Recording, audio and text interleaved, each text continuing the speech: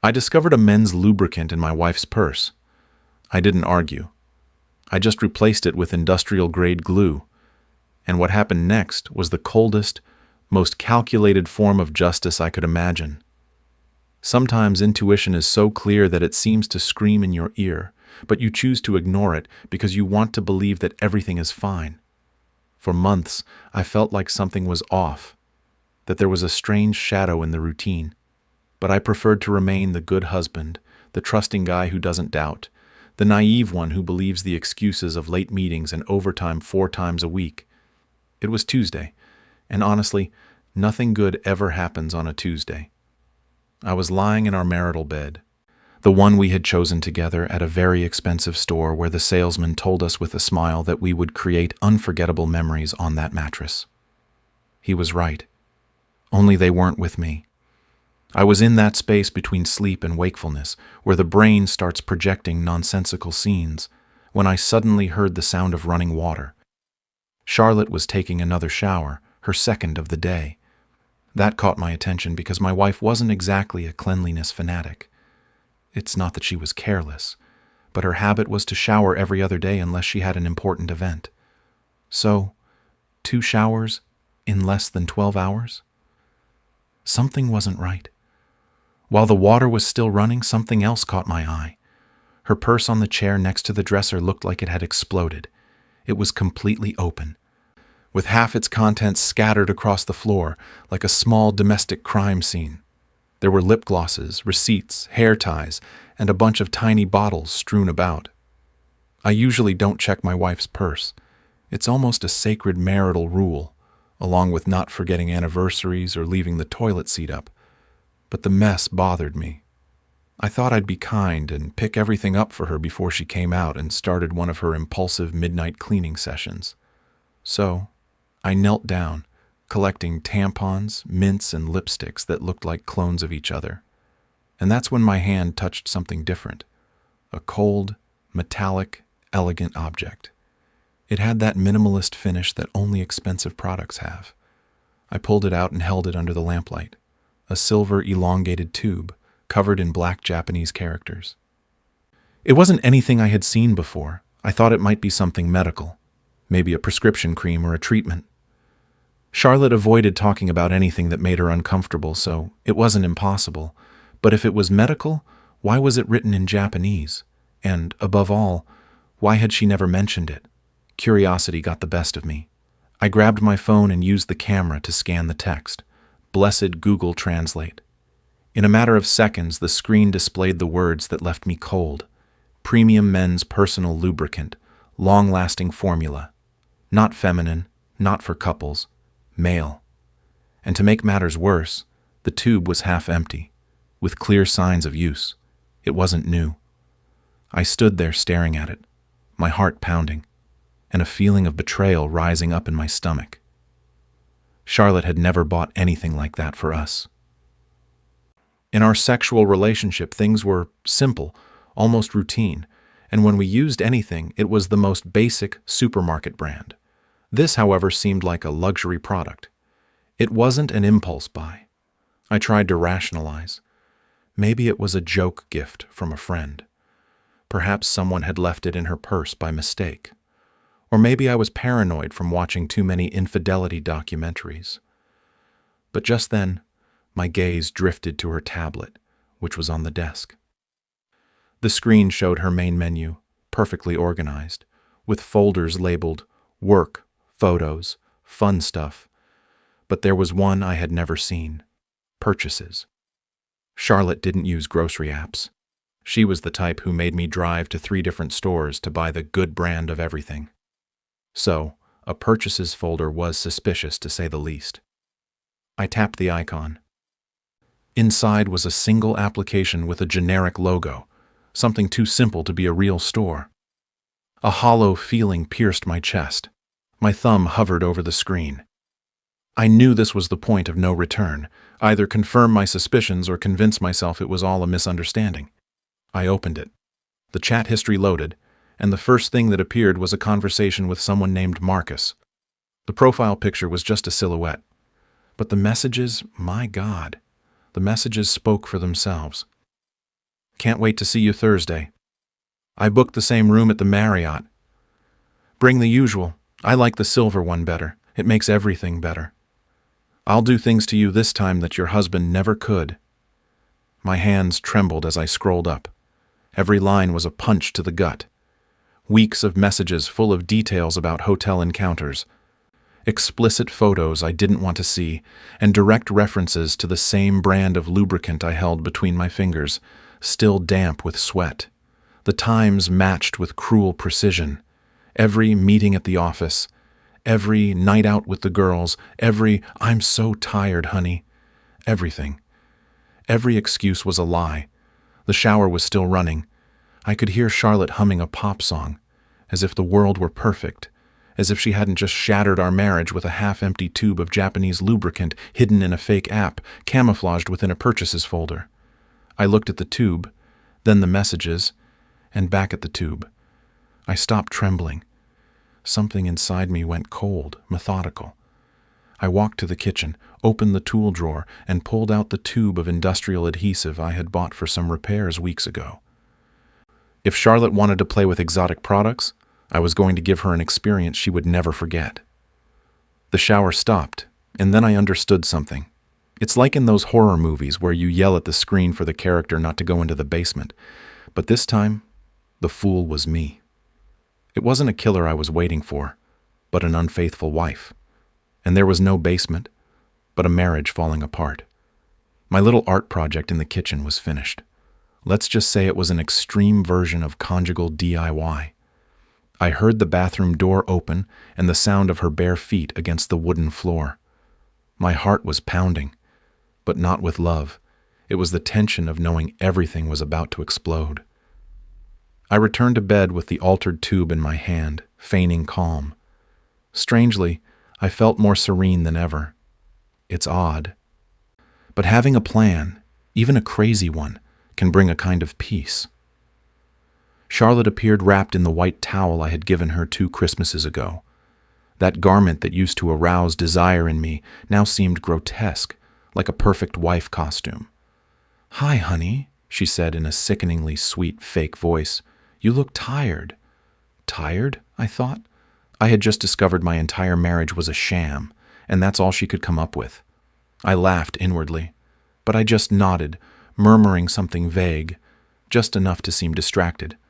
She walked towards the kitchen, and from the bedroom I heard the everyday sounds: drawers, running water, the clinking of a glass against the counter, the domestic ritual of an actress playing the role of a concerned wife. She returned a moment later with a glass of milk. "Here, it'll help you sleep," she said, smiling. Sitting on the edge of the bed. "You have that early meeting tomorrow, right?" There was her alibi, her perfect cover, the early meeting I myself had mentioned days before. I watched her closely. She seemed genuinely sweet. If I hadn't read those messages, I would have thought she really cared about me. "Thanks, darling," I said, taking the glass. I took a sip. It tasted normal, but I couldn't trust it. Maybe something was dissolved in there. Sleeping pills? Maybe nothing. But what made me suspicious was her sudden concern for my rest when she had never bothered about my sleepless nights. I performed. I drank half and left the glass on the nightstand with a grateful smile. "You're the best," I lied. Her eyes lit up with a tenderness that churned my stomach. "I love you too," she whispered before kissing me on the forehead.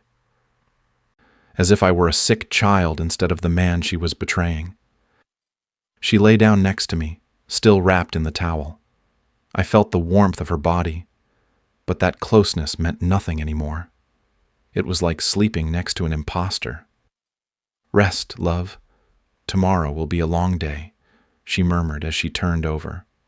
Yes, a long, and for her, unforgettable day.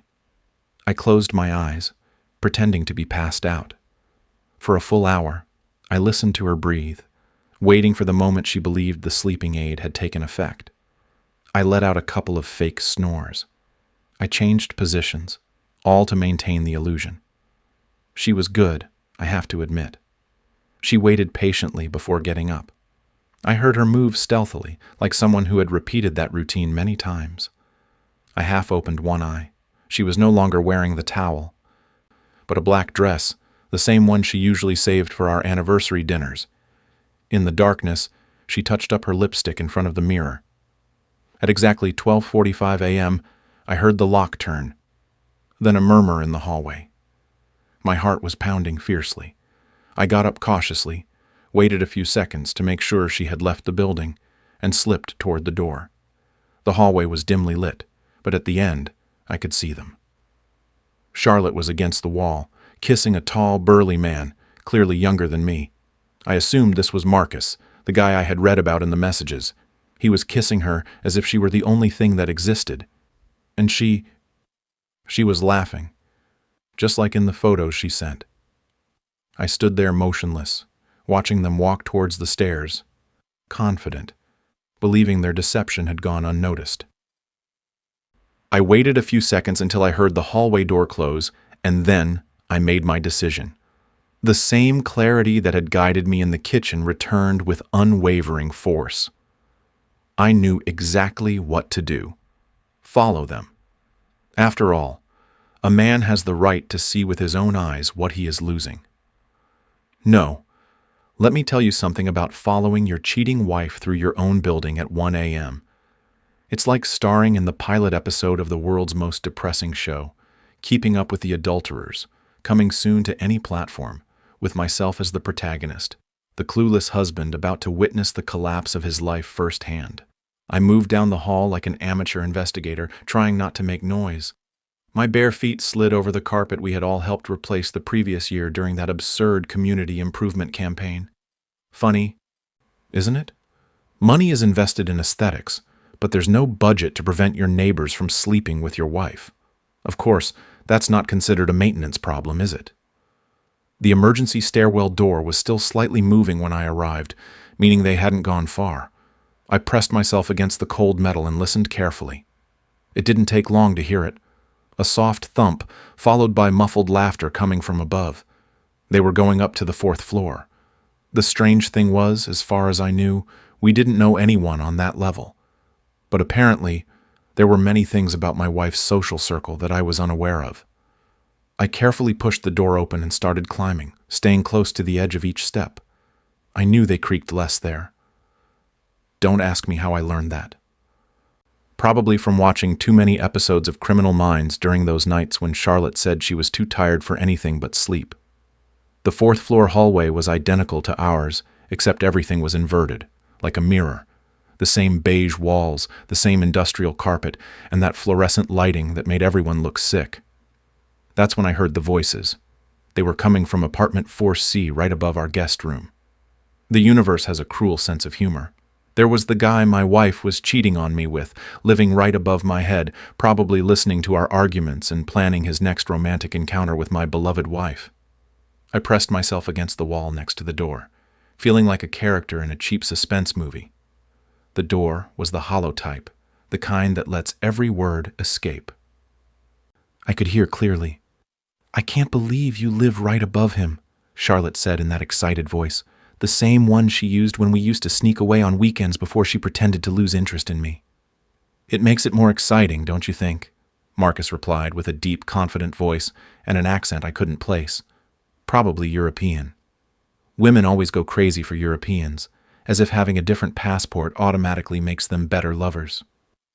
"Yeah, sometimes I hear him watching TV down there, and I think of you waiting for me up here," she added, laughing. I felt a pang in my stomach. I wanted to break something, scream, or just disappear, but I did nothing. I just listened, my heart pounding so loudly that I feared they might hear it too. "Did you bring what I asked for?" Marcus asked, moving closer to the door. "Of course," she replied playfully. "I brought you your favorite, the good stuff." The good stuff. There I knew it. The good stuff. My special tube of Japanese lubricant, carefully modified with an industrial adhesive capable of holding a rocket in place. I had to bite my lips to keep from laughing. I heard the rustling of her purse, the tube scraping as it opened, and my heart raced. "Perfect," he said with satisfaction. "You know how much I like it when you come prepared." "Oh, buddy," I thought. You have no idea how prepared she is tonight." The footsteps moved away toward the interior of the apartment, and the voices became fainter, laden with insinuation. Part of me wanted to kick down the door and see their faces when they realized everything was over. But the other, more calculating part, preferred to wait. I wanted to see how far they would go. Silence filled the hallway. I assumed they were busy with their own thing. I could imagine it. Marcus sprawled on a cheap couch, convinced he was about to have a great night with the married woman who lived one floor below. Then I heard Charlotte, her voice soft and confident. "Relax, this is going to be incredible." Yes, I thought. Incredible. Though not in the way you expect. For about 30 seconds, there were only typical sounds, movements, breaths, the soundtrack of two traitors who thought they were enjoying their affair. But fate has a cruel sense of humor. "What? What the hell?" Marcus exclaimed with a sharp, confused tone. "Wait, something's wrong," Charlotte replied, and desperation was already evident in her voice. "What did you do? What did you put on me?" he shouted, increasingly agitated. "I don't understand.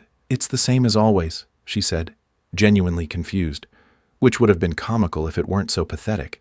And I, on the other side of the door, smiled with a calm I hadn't felt in months.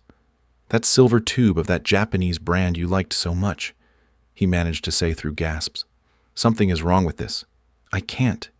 We can't. My God, we're stuck." And there I was, witnessing the moment I had been waiting for weeks, the sweet, perfect sound of two cheaters realizing that their night of passion had turned into an unhideable medical problem. I approached the door with a twisted, almost maniacal smile and pressed my ear to listen as panic began to take control. "Don't pull," Charlotte snarled through clenched teeth. "You're making it worse." "How do you expect me not to pull?" "We are literally glued together," Marcus retorted, his lover. "That makes no sense. It's lubricant, not glue." "Ah, my dear wife, if only you knew how wrong you were." The next few minutes were unintentional comedy. They tried everything: sink water, bathroom soap, even cooking oil. Nothing worked. The super low industrial adhesive I had put in place of the lubricant did exactly what it was supposed to do: create a permanent bond between two surfaces. And in this case, those surfaces were my wife and her lover. "We have to call someone," Marcus said, his voice tense, full of frustration. "Who? What are we supposed to say?" she replied desperately. "A doctor, an ambulance. This is humiliating." She had no idea what awaited her. After almost 40 minutes of futile attempts, they finally accepted defeat. I heard Marcus make the call. "Yes, we need an ambulance. It's hard to explain, but we're stuck." I smiled. It was the perfect time to leave before the paramedics arrived. I didn't want to be there when the door opened and the spectacle unfolded. I put on my robe, went downstairs, and as I listened to the echoes of their desperation, I thought that the universe sometimes has a cruelly just sense of humor. I calmly went down to my apartment, feeling like I had just witnessed the best example of cosmic justice in years. I settled next to the main door, where the small peephole allowed me to see the hallway and the elevator.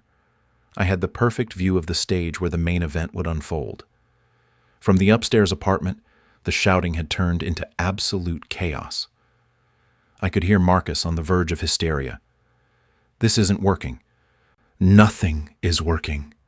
"Stop yelling," Charlotte whispered, though her whisper boomed through the walls. "The neighbors are going to hear us." Oh, they will.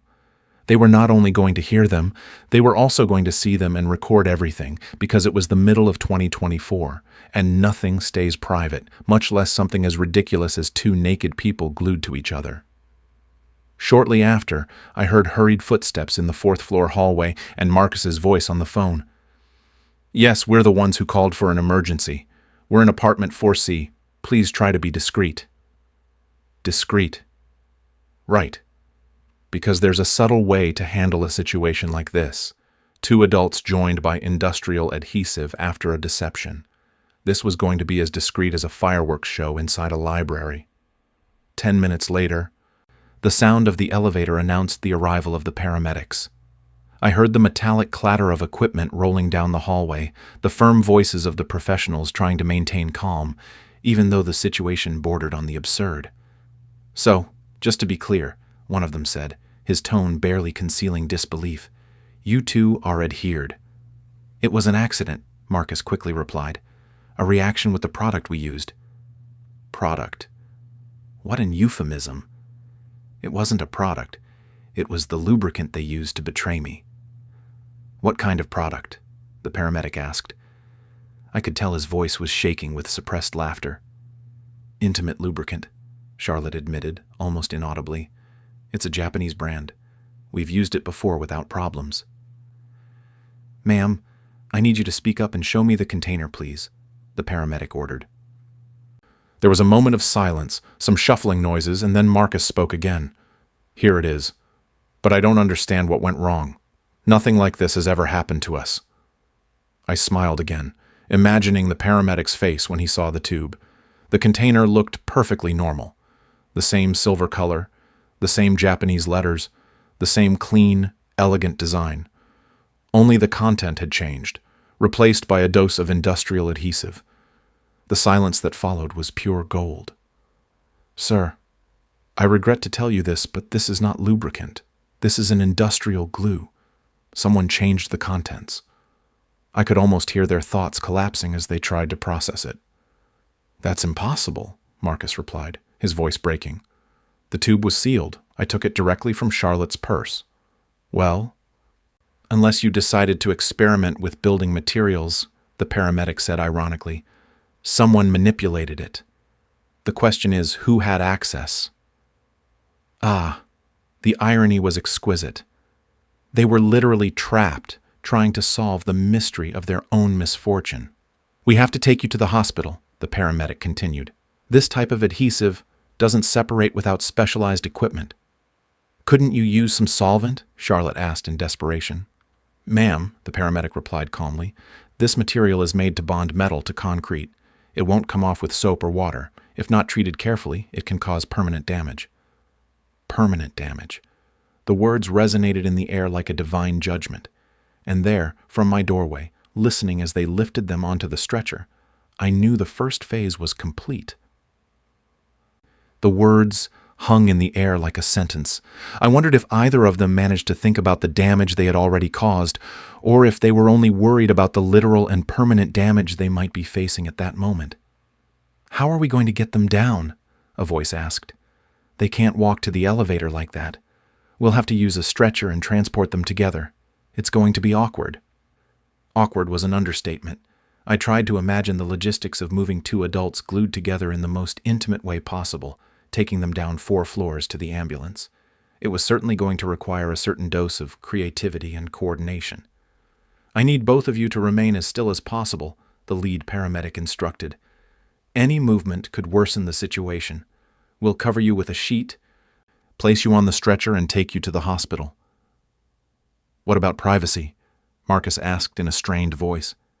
"There will be people in the hallway, neighbors recording." "I understand your concern, sir," the paramedic replied professionally. "But our priority now is your medical attention. We will do our best to protect your privacy, although it will be difficult given the circumstances." Upstairs, there were steps, voices, and the sound of equipment being adjusted. It was the sound of medical professionals trying to solve something that clearly wasn't in any training manual. And then, finally, the moment I had been waiting for hours arrived. I heard the door of Marcus's apartment open, followed by several footsteps in the hallway. They were bringing them out. I positioned myself in front of the peephole, ready for the spectacle. What I saw was better than any TV show. Justice served cold, accompanied by a generous helping of public humiliation. The elevator chimed its typical ding, and I heard the screech of the cart as the stretcher was pushed. Through the door's eye, I saw the paramedics maneuvering a bundle covered with a sheet too small to completely hide what was happening. I could make out 2 pairs of legs intertwined at impossible angles. Behind them came a small crowd of curious neighbors. Mrs. Vega from 3B had her phone in hand, recording without disguise. The students from the second floor feigned indifference while also recording. Even the grumpy Mr. Riquelme from the first floor had come out of his apartment to watch the show. When the elevator closed, the building fell silent, interrupted only by the excited murmuring of people commenting on what they had just witnessed. I waited a few minutes before opening my door and stepping into the hallway. "Busy night, huh?" commented Mrs. Vega, still clutching her phone. "Did you see what happened?" I put on my best confused neighbor face. I heard the sirens, but I was asleep. "What happened?" "Two people got stuck together," she replied, her eyes gleaming with curiosity. "They had to take them to the hospital together." "Glued." "How?" She leaned toward me, lowering her voice. "From what I heard, they were, in the middle of something intimate and used a product that went wrong." I feigned surprise and returned to my apartment. I poured a generous glass of whiskey and toasted in silence. The second phase was complete. You know what they say about the walk of shame? Well, when you're surgically separated from your lover after getting stuck with superglue, it's not a walk, it's a drag, a slow, clumsy, and painful one, the kind of punishment only karma could orchestrate. The next morning, I was sitting at the dining table drinking coffee and reading the news like any average husband. At 10:30 a.m., I heard the key turn in the lock. That meant they had spent about 9 hours in the hospital, 9 hours of what must have been the most humiliating medical experience in emergency room history. The door opened slowly, as if whoever entered feared what they would find. Or maybe they were just walking carefully because every step must have felt like walking on broken glass. And there was Charlotte. She looked devastated. Her hair, once perfectly styled, was a mess. Her pale, unmade face showed deep, dark circles that made her look 10 years older. But the worst was how she moved. She walked slowly, her legs slightly apart, as if every step reminded her of her bad decisions. The elegant black dress she had left in the night before, the same one she had used to seduce Marcus, was wrinkled and stained with what looked like hospital disinfectant. "Good morning, honey," I said without looking up from the tablet. "You were out late last night. How was your work night?" She froze in the doorway, like a deer in headlights. She desperately tried to recall the story she had prepared on the way back. "There was an emergency at work, a client issue. I had to stay late." "An emergency?" I repeated with feigned concern. "Wow. It must have been serious. You look exhausted. Are you hurt?" "You're walking strangely." The expression on her face was priceless. She tried to maintain the lie while her body screamed another story. "I fell at the office," she stammered, going down some stairs. "I twisted my back." Falling down the stairs. Yes. A creative way to describe being surgically separated from your lover after an industrial glue accident. "Did you go to the hospital?" I asked with a tone of false concern. Yes, I went to the ER. They said it was just a pulled muscle. They gave me something for the pain." She walked toward the bedroom, eager to get rid of that dress that smelled of disinfectant and shame. But before she reached the door, someone knocked. I got up to open it. I already had a pretty clear idea of who it would be. Just as I had imagined, Marcus was there. Looking like someone who had just survived 12 rounds with a boxer specializing in hitting where it hurts the most.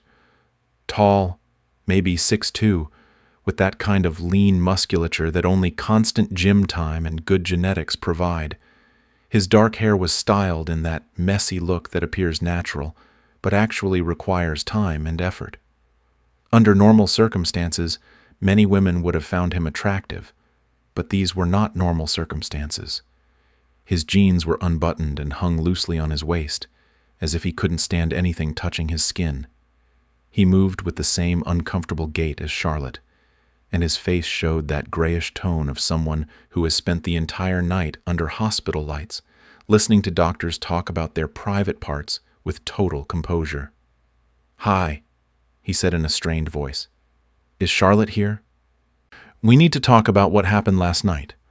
"What happened last night?" He said it as if it were an unexpected tragedy and not the logical result of mixing adultery with industrial glue. "Sure, come in," I replied with a cordial smile. "Charlotte just got back from work. She had an emergency that kept her out all night." Marcus's eyes widened in surprise, and I saw him look toward the bedroom where she had retreated. He was probably wondering if she had invented some backup story and which one he should repeat. "Ah, the work emergency," he said slowly. "Yes," I continued as I closed the door. "You know how it is. Crisis management, damage control, trying to fix things when everything gets complicated. Sometimes those situations require a very delicate touch." It was impossible not to enjoy it. The guy was in my living room, probably still sore from the medical treatment that had separated him from my wife, without imagining that I knew every detail. At that moment, Charlotte emerged from the bedroom wearing cotton pants and a large t-shirt, the universal uniform of someone who can't stand anything touching their body. When she saw him, her face cycled through more than a dozen expressions in a matter of seconds. "Marcus," she said, trying to maintain composure. "What are you doing here?" "We have to talk about last night," he replied. Both spoke in code, avoiding any word that would give them away. It was like watching two thieves trying to describe a robbery, using only baby talk.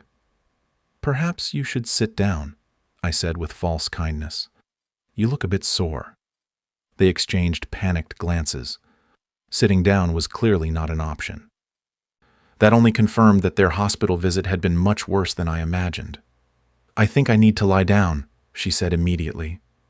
"And I need to go now," he added. "I just wanted to make sure you were okay." "Of course she's okay," I said, putting an arm over Charlotte's shoulders. She tensed, pretending it was fatigue. "My wife can handle anything." Marcus nodded awkwardly and headed for the door, walking like a cowboy after a long day of riding. "I'll call you later about the project," he mumbled. "Sure, the project," she replied in a weak voice. When he left, Charlotte collapsed onto the sofa, letting out a moan she tried to disguise as a yawn. "I think I'm getting sick," she said. "Maybe you should sleep in the guest room. I don't want you to catch anything." Catch something. Yes, right. Her issue wasn't exactly a virus, unless clumsiness and infidelity were contagious diseases. "Of course, darling," I said, handing her a glass of water. "Rest. I'll take care of everything." And so I would. Phase 3. Initiated. They say revenge is a dish best served cold, but I prefer to serve it blazing hot, accompanied by humiliation. If my wife was already walking like she'd been kicked by a mule, why not add a little spice to her recovery? The rest of the afternoon, I played the role of the perfect husband. I brought her pillows, adjusted the air conditioning, checked on her every 20 minutes, and feigned exemplary concern. She, meanwhile, enjoyed the victim role. Every movement was a sigh, every change in posture a drama, and she even pretended to groan when she thought I wasn't looking. It was like watching a bad soap opera called The Suffering Wife. "I think I need to eat something," she said around 4 p.m. "But my stomach is very sensitive. Maybe something light." Ah, her sensitive stomach. I wondered if it was the fault of the painkillers, or the stress of spending 9 hours in a hospital, explaining why she was anatomically joined to another man. "Of course, honey," I said. "I'll prepare something special." And boy, would it be special. I had been planning that menu since I saw her walk through the door, pale and sore, a symphony of fire carefully designed to test her insides. I started with lamb skewers marinated in a lethal mix, ghost pepper powder, Carolina Reaper flakes, habanero sauce, and enough spice to melt paint. I added Thai chilies and a tablespoon of wasabi paste, just for pleasure. Meanwhile, I prepared garlic shrimp with 10 cloves instead of 2, plus garlic powder, garlic salt, and a touch of black garlic. Those shrimp could ward off vampires for miles, but the main course was spicy crab from the downtown Singaporean restaurant, famous for making you sign a waiver before serving their hottest dish. "It smells incredible," Charlotte said from the sofa. "What are you cooking?" "Some of your favorite foods," I replied, placing everything on an elegant tray. "You've been very stressed, and I wanted to make something special." Nothing relieves stress like emergency surgery to separate you from your lover, I thought. I placed the feast in front of her with cloth napkins and silver cutlery. The presentation was worthy of a luxury restaurant, but the purpose was clear: a dinner designed to punish her without her noticing. "It looks amazing," she said with a weak smile. "You didn't have to go to so much trouble." "No trouble at all," I replied. "I know how much you like spicy food, and after the night you had, I thought you could use something comforting." And that was the masterstroke. Charlotte loved spicy food. Under normal conditions, she could tolerate levels of heat that would make anyone cry. But these were not normal conditions, were they? Her digestive system must have already been in full rebellion after so much stress. The painkillers, and the hospital food they had surely served her during her prolonged stay in that medical hell. I watched intently as she took her first bite of the lamb. Her face, for a brief instant, reflected a sincere expression of pleasure. The meat was perfectly cooked, the flavors were precisely balanced, and under any other circumstance, it would have been an excellent meal. But then the spice began to take effect. First, a slight surprise in her eyes, then a pause in chewing, finally a careful swallow that revealed regret. However, she was too committed to her "everything is fine" facade to stop. "It's very good," she commented, quickly lifting her glass of water, trying to hide it. Very tasty, I thought, a generous description. Still, she bravely continued with the shrimp, though each bite demanded more water and longer pauses. The garlic and spices were fulfilling their mission perfectly. Soon a slight sweat beaded on her forehead, despite the pleasant temperature in the apartment. However, the real blow came with the chili crab. A single bite was enough for her whole body to tense up, as if she had been electrocuted. Her face went from red to white, and then to a greenish shade I had never seen on a person. "I need," she tried to say, but stopped. Speaking required breathing, and that seemed like a luxury at the moment. "More water?" I asked with apparent concern as I refilled her glass. "The crab is strong, I should have warned you." She nodded desperately and drank the contents in a single gulp, but it was too late. I could see the fire coursing through her insides, punishing the areas still sensitive from her recent medical adventure. "Maybe I should lie down," she said weakly. "I think the medication isn't reacting well with the food." "Of course," I replied, feigning concern. "Rest.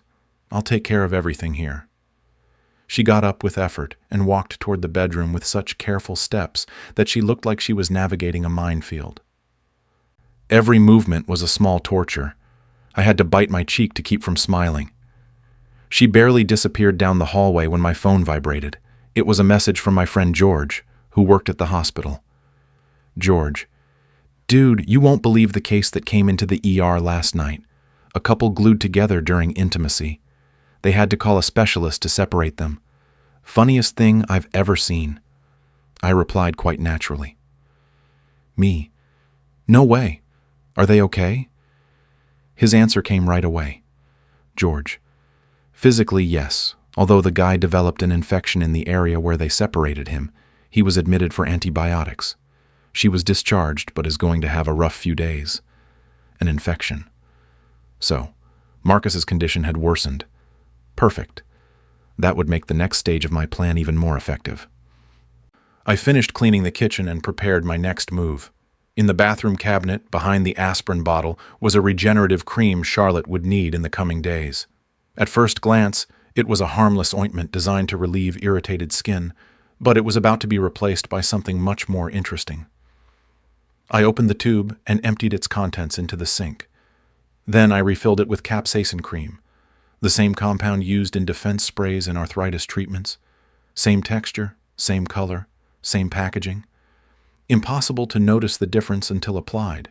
When she used it, she would discover that some mistakes hurt more than one imagines. I returned the tube exactly where it was and went to sleep.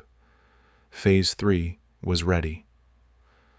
There is a moment in horror movies when the victim realizes that everything has been planned from the start, that it's not an accident but a carefully elaborated revenge. Well, I had the privilege of witnessing that instant live, and it was more satisfying than a shot of aged whiskey on a cold night. It all started around 6 a.m. with a scream so intense it could have woken the dead. It wasn't a simple cry of surprise. It was a pure, visceral shriek, the kind only emitted by someone who has just discovered their day has gone from bad to unbearable. It came from the bathroom, followed by thumping and what sounded like someone trying to put out a fire with bare hands. Of course, I was already awake. I had been waiting for that moment for almost an hour, lying in the guest bed, anticipating the instant Charlotte would apply what she thought was a soothing balm to her injured skin.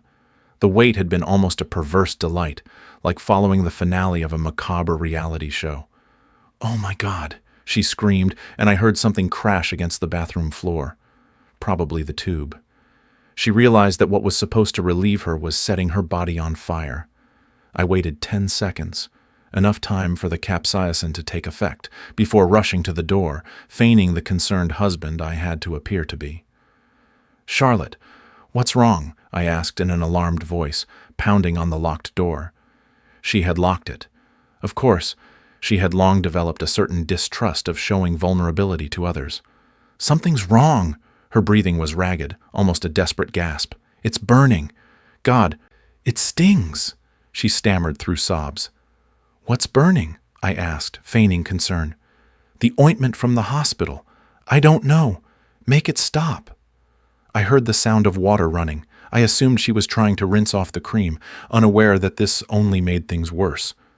That ointment was oil-based, and water only spread it, like trying to extinguish a fire with gasoline. "Honey, please open the door. Let me help you," I said softly. The click of the lock signaled the start of the spectacle. When I entered, the scene was almost comical, were it not for how perfectly planned it was. Charlotte was leaning over the sink, drenched, her face red, and her eyes flooded with tears. Her hair was dripping, and her every movement conveyed an almost animal desperation. "I can't stop it," she cried through sobs. "It burns too much. Something's wrong with that ointment." I looked at the tube lying on the floor. I picked it up with feigned bewilderment, examining it as if it were the first time I had seen it. Strange. It's the same brand as always, isn't it? Maybe they changed the formula or it's expired. "I don't care. Make it stop burning," she shrieked. Capsaicin doesn't just sting.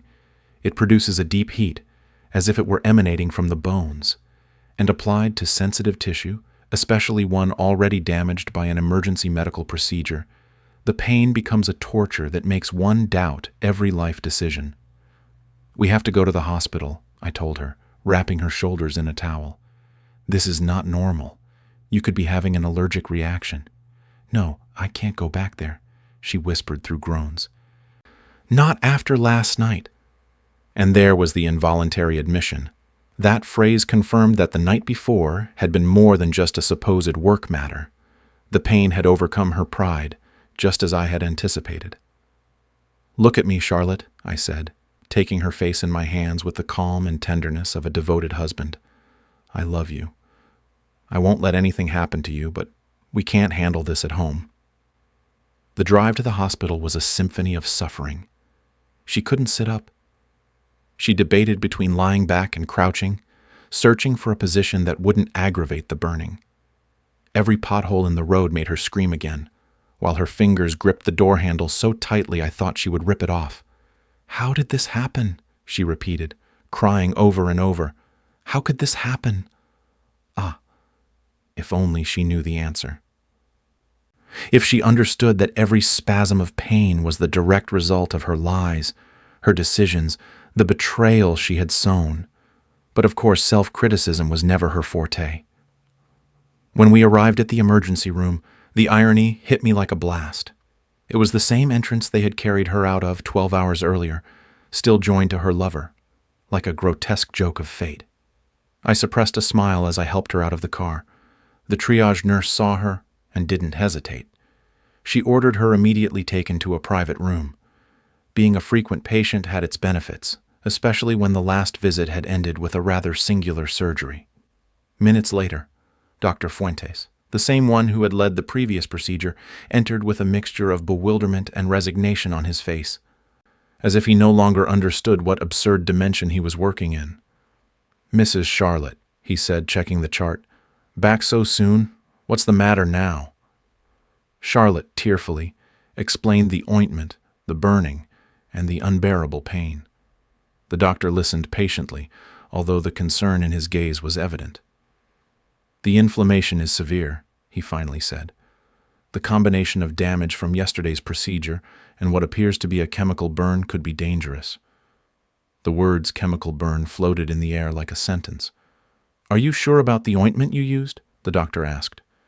"This is consistent with exposure to capsaicin or a similar irritant." She looked at him blankly, completely lost. She had no idea her husband had made some adjustments to the tube overnight. "I used the same one as always," she stammered. "But something was wrong." The doctor nodded gravely. "Due to the extent of the damage and the risk of infection, a surgical procedure will be necessary to remove the affected tissue before it becomes necrotic." "Surgery?" Charlotte murmured. "I'm afraid so. The combination of the prior trauma and the chemical exposure does not allow for other types of treatment. We must excise the damaged area to avoid major complications." I took her hand with a compassionate gesture. "Doctor, do whatever is necessary. We just want her to be okay." As I signed the forms, her hands trembled. She cried, and not just from the physical pain. She was beginning to understand that what had happened would change her body forever. "How long will the recovery take?" I asked, playing the role of the concerned husband to perfection. "Several weeks, at least," the doctor replied. "And there will be lasting effects. It's possible that a certain sensitivity will never return. Permanent lasting effects. Sensitivity that may never return." I recorded every word in my mind with an almost pleasant calm. When they wheeled her toward the operating room, Charlotte took my hand one last time. "I love you," she said, her voice drowsy with fear. "I love you too," I replied. And for the first time in months, I said it sincerely. I loved this version of her, the one facing the consequences of her actions. The surgery lasted 3 hours. When Dr. Fuentes came out, his expression was serious. "We managed to remove all the damaged tissue," he said, "but the extent was greater than expected. It will require prolonged care, and unfortunately, there will be permanent functional changes." And as he spoke, I couldn't help but feel it. Justice finally had its own flavor. I nodded gravely, interpreting the role of the devastated husband who has just received terrible news about his wife. Inside, I was already executing phase 4 of my plan. There was something poetically just about handing divorce papers to your unfaithful wife while she is hooked up to an IV in a hospital bed, recovering from surgery that was a direct consequence of her own betrayal. It was as if the universe, tired of silently watching, had decided to intervene to write the perfect ending to a love story that had gone completely wrong. That morning I spent at my lawyer's office, finalizing the documents with such meticulous precision that it would have made a Swiss watchmaker weep. Every clause, every line, every word was designed to ensure that Charlotte walked away from our marriage with exactly what she deserved. Nothing, well, almost nothing. She would be left with the medical bills. I tucked the papers into a manila folder before heading to the hospital. I walked through the halls, surrounded by people with real emergencies, victims of legitimate accidents and illnesses. My wife, on the other hand, was there because of a consequence she herself had provoked. Room 347 was private, a detail I had personally requested and paid for. I considered it an act of courtesy. She deserved to have privacy to face the worst conversation of her life, the kind of privacy you need when your world is collapsing and you just want to scream without anyone hearing you. When I entered, Charlotte was already awake. Propped up on several pillows and looking so weary she seemed to have aged 15 years in just 2 days. According to Dr. Fuentes, the surgery had been successful, but the recovery process would be long, painful, and, in certain aspects, permanent. "Hello," she said in a weak voice, forcing a smile that barely held up. "I was wondering when you would come." "Traffic was a disaster," I lied calmly, taking a seat beside her bed. "How do you feel?" "Like I was hit by a truck and then backed over," she replied with a grimace of pain. The doctor had told her she could leave in a day or 2 with several weeks of home recovery, but that was an optimistic view. In reality, according to Dr. Fuentes himself, her body would remind her for the rest of her life of the consequences of her decisions. "About that," I said, opening the briefcase and pulling out the folder. "We need to talk." Something in my tone activated a primal instinct in her. She went from the confusion induced by the painkillers to full alert in a matter of seconds. Her gaze fixed on me, tense, as if sensing that what was coming had nothing to do with flowers or comforting broths. "What is that?" she asked, her voice trembling. "Divorce papers," I replied, placing them on the rolling table beside her bed with the casualness of someone delivering a pizza. "I need you to sign them." The silence that followed was so thick I could hear the drip of the IV marking the seconds. 1, 2, 3. Each drop was a pause in which Charlotte tried to assimilate what she had just heard. "What?" she finally whispered, just as the morphine seemed to reach its peak. Her voice sounded distant, almost unreal. "Divorce papers," I repeated, opening the folder and spreading the documents on the table as if dealing cards. "It's quite simple. You don't get to keep anything." She looked at the papers as if they were written in a language she had never seen. "I don't understand. Why now? I'm in the hospital. I just got out of surgery." "Precisely because of that," I replied serenely, crossing one leg over the other. "It's the perfect time." I looked at her intently before continuing. "I know everything, Charlotte. I know about Marcus. I know about the affair, the hotels, the messages, and the silver tube of Japanese lubricant you used for your activities." The color drained from her face in a second. She looked like she was going to faint. She opened her mouth several times, but no sound came out. She had the expression of a fish out of water, if fish could feel existential panic. "I also know you drugged me to sneak out," I continued in a controlled voice. "I know about the encrypted messaging app hidden in the purchases folder. I know Marcus lives right above us in 4C, and I know what brought you here last night was not a work accident." Every word hit her like an electric shock. I could see her posture slump, her energy evaporate as if the air was slowly escaping her body. "How? How do you know?" she managed to ask, her voice broken. "It doesn't matter how," I replied. "What matters is that I know. And now you're going to sign these papers, accept your actions, and leave my life for good." She tried to sit up, but the movement made her let out a groan of pain that was reflected across her entire face. Seeing it, I must admit, was almost worth all the effort. She trembled. Her weak hands tore the papers in two. "I won't sign anything," she said with unexpected fury. "You want a divorce? Fine, but I don't intend to give up and leave you everything." I smiled. "Perfect." I pulled out another set of papers from the briefcase. "This is Plan B. If you don't sign the agreement, we go to trial, and then everything will come out. The cheating, the messages, your accident, your habits with the medication, everything will be public. Is that really what you want?" I watched her completely break. Humiliation, fear, and something deeper mixed on her face. The realization that she no longer had a way out, but instead of giving up, she burst into laughter. A broken, hollow, desperate laugh. "You think you won't," she said, gasping. "You think you're smart, but you have no idea what you did." "Enlighten me," I replied, keeping my voice serene. "Marcus wasn't the first, nor the only one. Did you really believe this was an isolated incident?" Her tone was venomous, her smile bitter. "This has been going on for years, honey. Years. He was just the most recent, the easiest." For a moment, the air in the room seemed to freeze. I felt neither anger nor surprise, only an icy clarity. That confession changed everything. At that moment, I understood that my plan for revenge needed to expand far beyond what was planned. And boy, did it. The rumor about her scandal was already circulating through the building, thanks to a video captured by Mrs. Vega, our neighbor from 3B, who usually recorded her cats but outdid herself this time.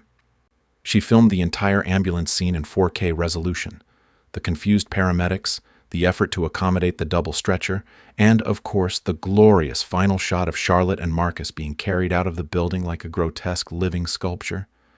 I asked her for a copy under the pretext of wanting to make sure Charlotte was okay. She believed me without suspicion. What she didn't know was that I had much broader plans for her little masterpiece. In a matter of hours, I created profiles on every important social network: TikTok, Instagram, Facebook, Reddit, all synchronized. I uploaded the video with titles designed to go viral without being legally accused. The most successful was, "When Cheating Goes Terribly Wrong." People devoured the story.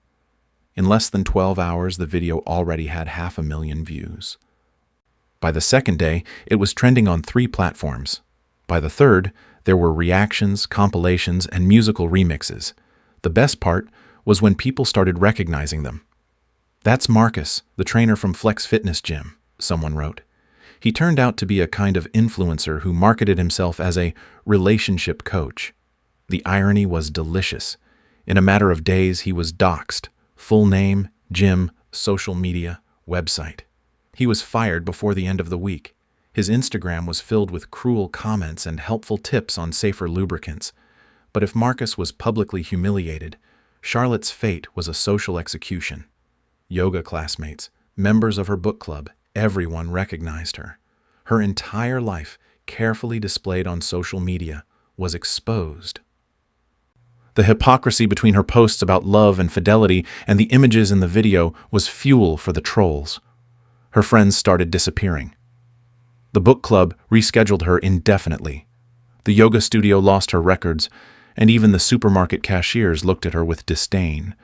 But the final blow came from her own tablet. In the history, I found evidence of something much worse. Charlotte wasn't lying about the others. There was a network, an organization for extramarital encounters with memberships, background checks, and private events. She had been a premium member for over 3 years. I had hotel receipts, vouchers, reviews she herself had written. I printed everything, organized it, and went straight to the police station. Not because adultery was illegal, but because that network clearly bordered on criminal activity, tax evasion, disguised prostitution, use of business funds.